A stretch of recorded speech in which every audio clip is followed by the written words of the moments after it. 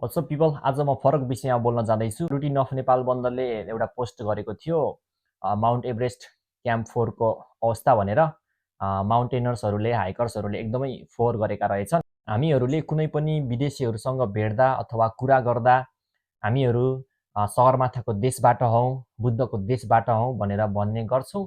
तर सगरमाथाको वरपर नै त्यस्तो फोहोरको थुप्रो छ भने हामीहरू त्यसमा गर्व गर्न वा प्राउड फिल गर्न लायक चाहिँ छैनौँ होला जस्तो मलाई लाग्छ।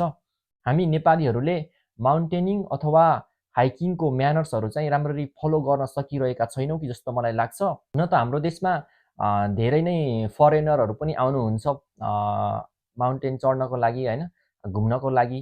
तर हामी नेपालीहरूले नै सुरुदेखि सरसफाइको एकदम ध्यान दिएर सरसफाइ एकदम मेन्टेन गर्न सकेको भए पार चाहिँ आज यस्तो दिन आउँथ्यो होला जस्तो मलाई लाग्दैन। म हाल जापानमा बस्दै आएको छु र अहिलेसम्म यहाँको 6-7 वटा पहाडहरू चाहिँ म चढिसकेँ, हाइकिङ गइसकेको छु र यहाँ एकदमै सफा हुन्छ, फोहोर हुँदैन, कसैले पनि फोहोर गर्दैन। यहाँको हाइकिङ गर्ने ठाउँहरूमा कतै पनि डस्टबिनहरू चाहिँ हुँदैन।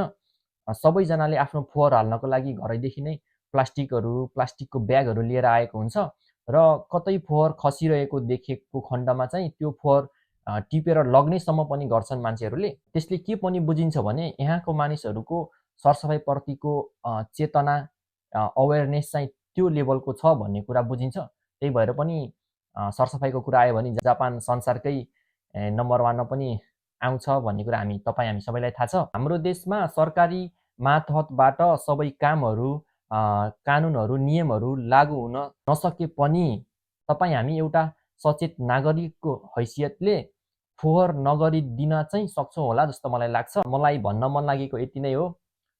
फोहोर नगरौँ, प्रकृतिलाई सफा राखौँ, प्रकृतिलाई जोगाउँ, यति नै भन्न चाहन्छु। Thank you guys.